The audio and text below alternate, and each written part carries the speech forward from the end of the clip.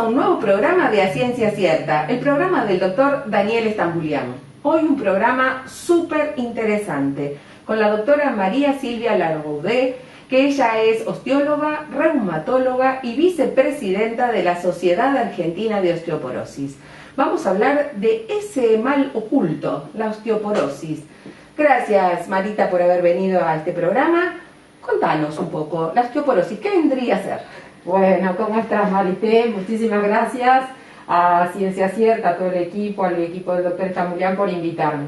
La osteoporosis en realidad es una patología silenciosa y se caracteriza por una disminución de la masa ósea, pero no solo de la masa, de la cantidad y de la calidad del hueso. Ajá. ¿Qué hace? Que este hueso esté en una condición que genera una disminución de la fortaleza del hueso y el hueso está más débil y se fractura. ¿A qué edad empieza la osteoporosis? La osteoporosis es una enfermedad que se va a manifestar en general después de la menopausia.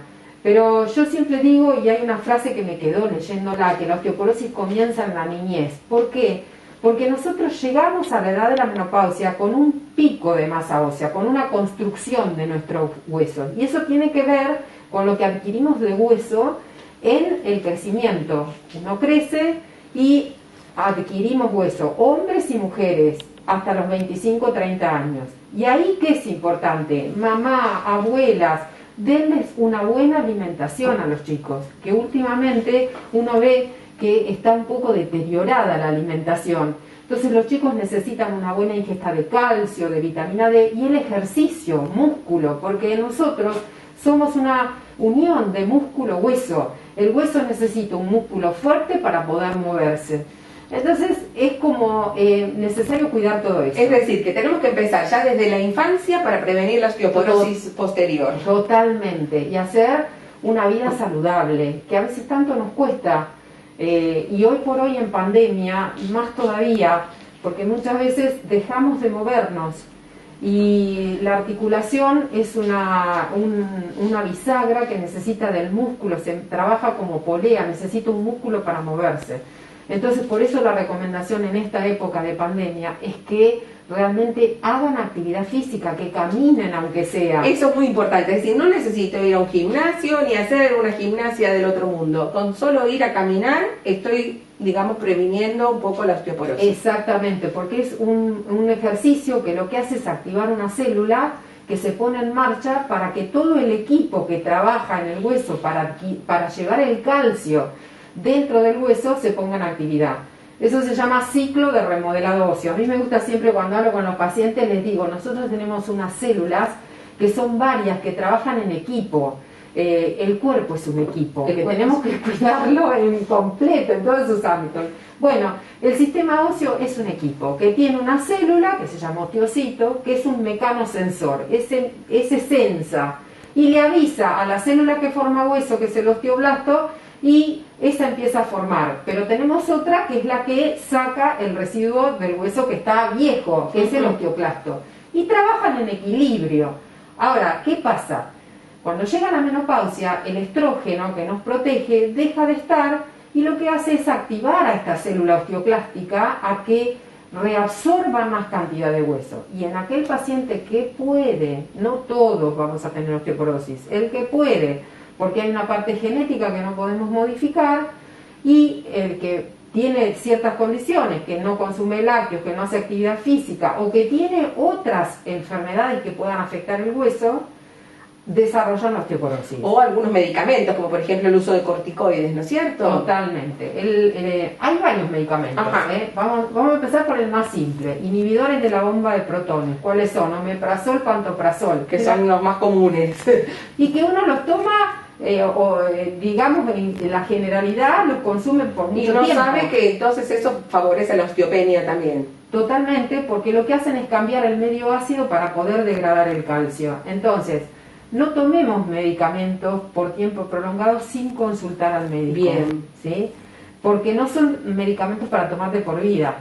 O, por ejemplo, también drogas como los inhibidores de aromatasa, son drogas que se utilizan en cáncer de mama, que hacen que uno pierda más cantidad de masa ósea en el tiempo. Es decir, en un año uno puede perder más. Entonces estos pacientes hay que llevarlos más de cerquita. O que tengas una enfermedad hipertiroidea no controlada y que entonces tengas que manejar esto. O que tengas un anticonvulsivante y que entonces tengas menos vitamina D, ¿sí? O algunas drogas antidiabéticas, o algunas drogas que se utilizan para HIV, o algunas drogas que se utilizan para las artritis que actúan en el osteoblasto y que pueden disminuir la masa ósea. Hay otras que favorecen, Por ejemplo, en la artritis reumatoidea, cuando uno utiliza drogas biológicas, inhiben este osteoclasto y mejora la masa ósea. Bien, es decir, que siempre tenemos que consultar con nuestro médico para ver si esa medicación que estoy tomando me puede favorecer que mis huesos se pongan más débiles, como vos dijiste, y tenga mayor posibilidad de fracturarme, ¿verdad? Totalmente. Porque ¿cuál es el riesgo entonces de la osteoporosis? La fractura. Bien. Y el tema es ahí, me encantó esta pregunta, porque las fracturas de cadera te fracturaste la cadera, por lo tanto no vas a ir al hospital. Te fracturaste la muñeca. Muchas veces los pacientes no refieren esto. Cuando uno tiene una fractura de muñeca, que es por fragilidad, hay más riesgo que después tengas otras fracturas. Y la otra fractura que es sumamente importante es la fractura vertebral, porque son asintomáticas en la mayoría de los casos. Es la paciente que dice, ay sí, levanté una maceta y me agarró un dolor en la espalda terrible, pero pasó sin pena ni gloria. A lo mejor fue a la consulta en ese momento y no se detectó la fractura. Y la fractura se produce a posteriori. Vos trajiste una fractura, ¿verdad? Sí. ¿Querés mostrarla? Yo quería mostrarle porque justamente hoy en el consultorio vi algo que me gustó, dije, bueno, justo tenía que venir a hablar con Marité, y había pedido a una paciente que tenía un control densitométrico, que después también le quiero mostrar, y entonces en la densitometría tenía una osteopenia. Y entonces uno dice, bueno, tiene osteopenia, me quedo tranquila. Es decir, que tiene menos hueso que el que tendría que tener. Tiene menos hueso, pero no tiene osteoporosis, que es lo que uno encara para dar un tratamiento. Bien. Lo que hay que buscar es la fractura. Entonces, yo le había pedido un par radiológico y nos encontramos con esto. Es decir, que vos se lo pediste totalmente asintomática. Asintomática, pero el par radiológico muchas veces es necesario para buscar la fractura vertebral. Y acá nos encontramos con un descenso de altura del cuerpo vertebral, anterior y media, ¿sí? Fíjense que claro, la vértebra tiene esta cuadratura, acá tiene esta cuadratura, y esta está más chiquita. Es visible a la vista de cualquiera. Si bien esta es una fractura grado 1, pero lo que podemos ver, que en este caso, con una densitometría que puede ser normal o con osteopenia, ante la presencia de esta fractura vertebral, yo hago diagnóstico de osteoporosis. Entonces a veces el concepto, por eso siempre hay que hablar con el médico, porque no es solo la densitometría la osteoporosis, es un conjunto de elementos que valoramos los médicos, más un laboratorio de metabolismo fosfocálcico para poder evaluar al paciente. La fractura por fragilidad, independientemente del valor densitométrico, hace diagnóstico de osteoporosis. Y ya ahí lo tenés que tratar. Y hay que tratarla, porque una fractura predispone a que el paciente tenga otra fractura. Lo mismo las fracturas de cadera. Entonces, tan importante es reconocer estas fracturas. Y siempre, bueno, uno pide el perfil radiológico de columna lumbar y de columna dorsal, porque en este caso, si ustedes pueden ver, esta es la L5, 4, 3, 2, 1, y esta es la vértebra dorsal, ¿sí? Que es donde se ven las fracturas osteoporóticas también, lumbares o dorsales bajas. Entonces, importante. Creo que es un concepto muy importante que tenemos que consultar, porque muchas veces estamos totalmente asintomáticos, pero tal vez tenemos entonces una fractura que hay que detectar a tiempo para prevenir otra fractura y por otro lado por las complicaciones que una fractura vertebral también puede traer, ¿verdad? Exactamente. En general las fracturas osteoporóticas no comprometen el muro posterior, que son los que van a dar más síntomas. ¿A qué llamas el muro posterior para la gente? La parte posterior donde está el canal medular, que Bien, puede dar un compromiso neurológico, ¿sí? Entonces, en general, cuando es una fractura por osteoporosis, son en la parte anterior y la parte media. No compromete donde va la médula. Claro, que yo tenga problemas para caminar. Exactamente. En general, cuando se producen fracturas en esta parte posterior, uno busca otro tipo de patologías como podrían ser una patología tumoral. Las de osteoporosis son a ese nivel, y la verdad que un simple par radiológico, o Si el paciente no quiere hacer una radiografía porque no quiere irradiarse, se puede hacer por densitometría. Bien. Eso se denomina evaluación de fractura vertebral por densitometría. Y se mide toda la columna y vos podés ver todos los cuerpos vertebrales. Entonces, bueno, realmente hay formas de poder evaluar esto y poder hacer un diagnóstico realmente completo. Claro. Marita, ahora nos tenemos que ir a un pequeño corte, pero vamos a seguir entonces en el próximo bloque con la densitometría. Nos vas a explicar, también nos trajiste ejemplos, así que esperanos un poquitito. Nos vamos entonces a una pequeña pausa y seguimos tocando este tema tan importante como es la osteoporosis con una especialista, María Silvia Larroude. Por favor, acompáñenos, no nos dejen, vuelvan luego de esta pausa. Muchas gracias. Con la ciencia cierta, el programa del doctor Daniel Estambulia.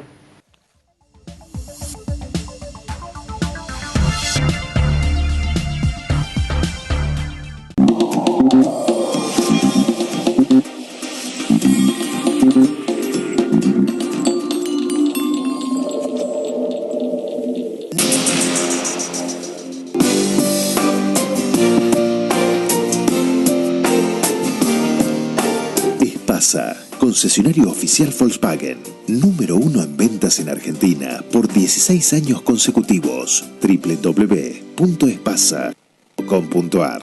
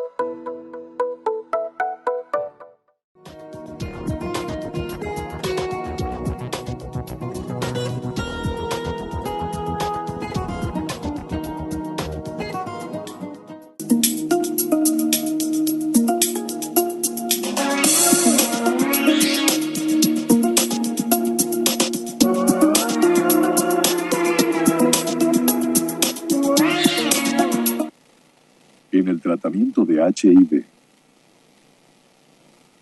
Laboratorios Richmond. Ayudamos a vivir más y mejor. No se caen cuando hablas y no queda olor luego de usarlos. Lo podés utilizar mínimo 5 días todo el día y seguir protegido. Adquirilos en ionpositivo.com.ar o en farmacias de todo el país. Ion Positivo, la verdadera protección.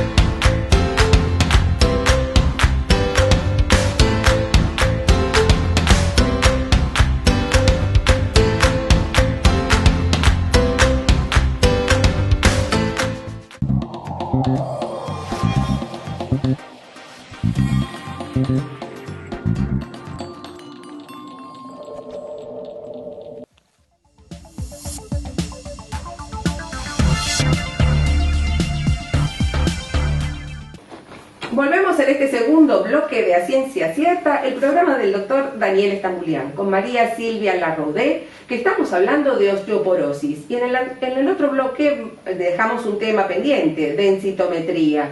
Marita, densitometría, ¿qué es? ¿Quién se la tiene que hacer? Bien, la densitometría es un estudio que tiene muy poquita radiación, quiero aclarar esto, es un estudio radiológico y que se usa, es el gold estándar para hacer diagnóstico de osteoporosis.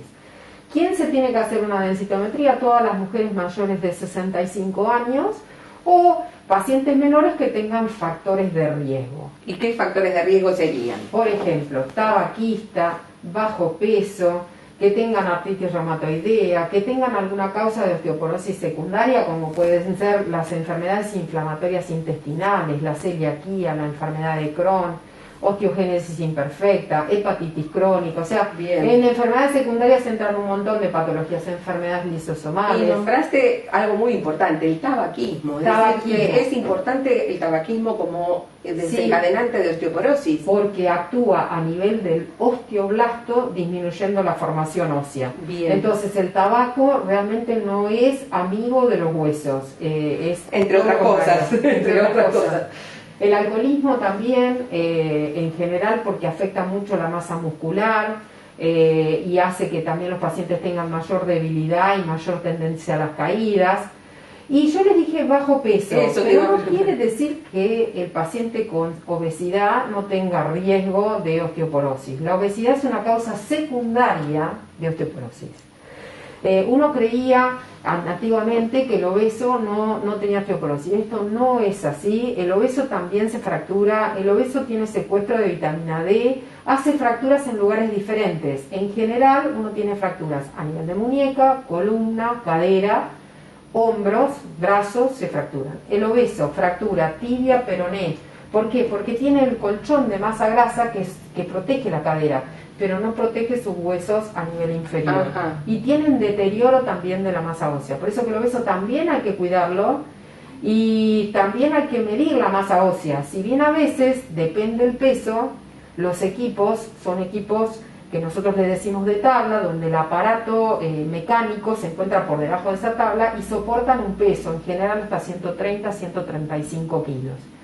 En caso de no poder medir columna y cadera, que es lo que debemos medir para valorar osteoporosis, no corporal total, porque a veces se confunde esto, también lo quiero aclarar. Bien. A veces los pacientes dicen, no, hágame un corporal total porque entonces me mide todo. No, el corporal total tiene otra función, es para medir la masa muscular y buscar sarcopenia, es decir, falta de músculo, medir la cantidad de grasa, medir la masa magra, que es la masa muscular, o medir sectorizado las diferentes partes que tiene el cuerpo con el corporal total, pero no para hacer diagnóstico de osteoporosis. Bien, es decir que entonces en la densitometría vos tenés que pedir específicamente columna, ahí está. Columna, esto es una medición de columna por densitometría, y lo importante de esto, también esto me gusta decirlo, es que sea un estudio en lugares donde se haga conciencia. La densitometría se generalizó y hay muchos errores publicados, artículos a nivel mundial, en donde la densitometría tiene errores técnicos, médicos,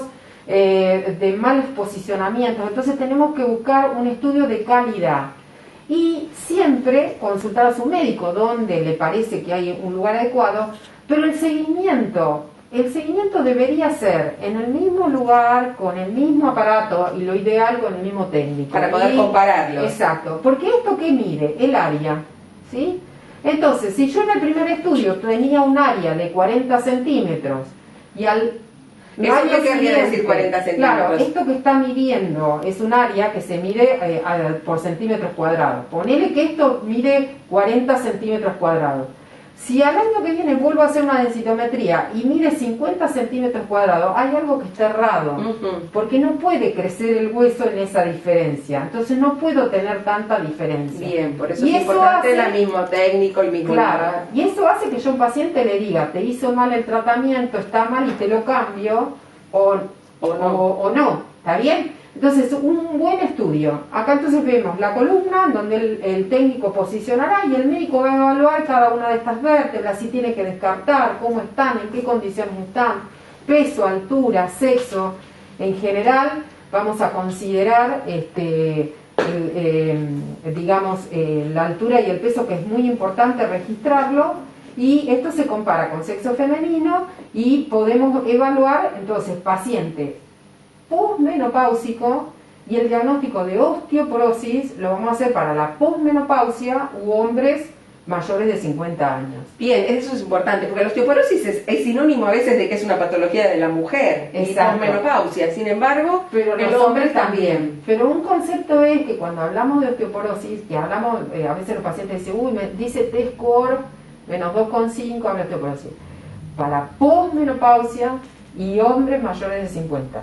Si son premenopáusicos o hombres menores de 50, no utilizamos estos criterios. Claro.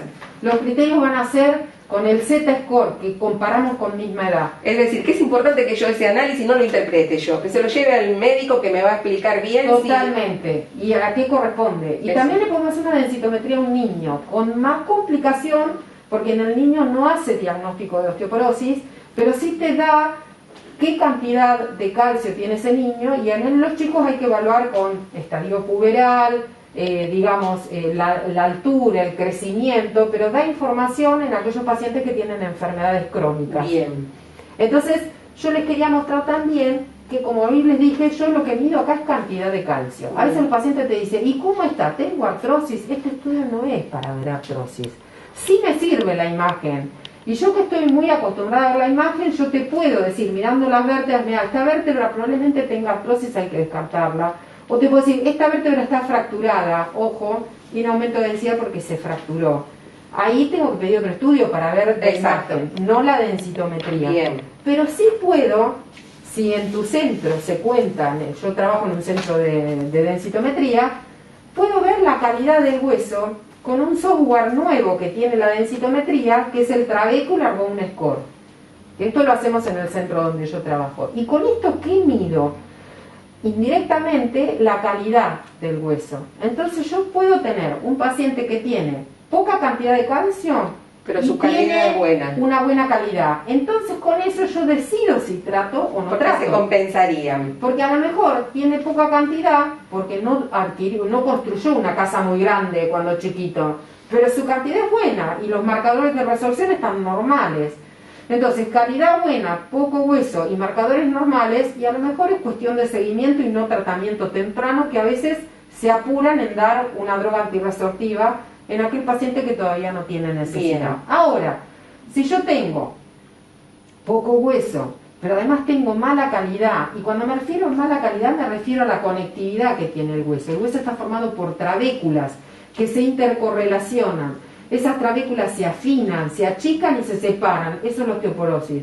Entonces, esto me permite verlo a través de la calidad. Perfecto. Y acá les traje para mostrar, bueno, otra cosa que medimos es la cadera, como les dije, una cadera en densitometría que nos permite valorar ya sea el cuello femoral o la cadera total, y nos permite ver cómo está, sobre todo en este caso evaluamos un poco más hueso cortical. En el otro trabecular, si yo tengo corticoides, me interesa mucho ver la columna, que es lo primero que se afecta. Entonces la combinación de los dos trabajos es excelente. Y si mido un corporal total, voy a tener las mediciones de las grasas, la masa grasa, la masa magra, y voy a hacer unos índices que le van a ayudar al nutricionista, le van a ayudar al deportista, le van a ayudar al endocrinólogo, al reumatólogo, con ese tipo de índices para calcular, y sobre todo en el paciente más añoso, si quiero saber si tiene sarcopenia, es decir menos masa muscular. Perfecto. Que haya que trabajar. Perfecto. Es decir, que entonces es muy importante que la densitometría no se pida así nomás, que se hable correctamente con el médico tratante para que nos pida la densitometría que se necesita, y a partir de los 65 años, y tanto hombres como mujeres pueden tener alteraciones. Los hombres a partir de los 70 sería la indicación, pero todo paciente que tenga factores de riesgo, uno pide la densitometría. Si vos tenés una paciente de 50 años, posmenopáusica, que es fumadora y que no hace actividad física, es indicación de hacer una densitometría y una medida de masa ósea. O sea que se va a ir correlacionando esto con los factores de riesgo. Perfecto. Y en pacientes más jóvenes, premenopáusicos u hombres, cuando hay alguna causa secundaria, ahí también voy a pedir un estudio densitométrico y de metabolismo fosfocálcico. Bien. Es decir, le vas a pedir los parámetros como para que veas qué nivel de calcio tiene en sangre, qué nivel de fósforo, la fosfatasa alcalina, todos esos elementos junto con los estudios te dan un panorama de cómo tiene esa persona. Exactamente. Y la vitamina D, que hoy por hoy es tan importante. Es muy importante, que también se la ha relacionado con que podía hacer que el COVID evolucionara en forma menos o más favorable. En realidad la vitamina D tiene múltiples efectos, no solamente el beneficio óseo, sino tiene efectos a nivel de inmunidad celular y humoral. Y hay algo que genera la vitamina D, es que libera unas sustancias que se llaman catequicidinas, que son unas proteínas que defienden y ayudan contra los procesos infecciosos. Ajá. Entonces el beneficio está por ese lado. Perfecto. Que es algo importante. Por eso tener un buen nivel de vitamina D es muy saludable. Que también el sol, que no lo nombramos. Que ojalá que salga pronto. Sí. Bueno, muchísimas gracias. Ya te vamos a volver a invitar. Muy didáctico lo tuyo, así que muchísimas gracias. Bueno, gracias a ustedes. Bueno, realmente un programa re interesante, tratando un tema súper importante. Como decía el doctor Stambulian cuando terminábamos de presentar un paciente, lo que el paciente nos enseña. Hoy, ¿qué nos enseñó nuestra invitada? Que tenemos que proteger los huesos desde la infancia. Entonces, buena alimentación, buen ejercicio. Es muy importante la consulta precoz y la interpretación de los resultados o la solicitud de los distintos exámenes de laboratorio o complementarios en base a lo que nos diga un profesional calificado. Muchísimas gracias por acompañarnos. Sigámonos cuidando. Hoy es un día menos de pandemia. Sigamos usando barbijo, distancia social, lavándonos las manos y ventilando los ambientes. Muchas gracias y será hasta el próximo programa de A Ciencia Cierta, el programa del doctor Daniel Stambulian. Sigan acompañándonos y muchísimas gracias por todo. Hasta la próxima.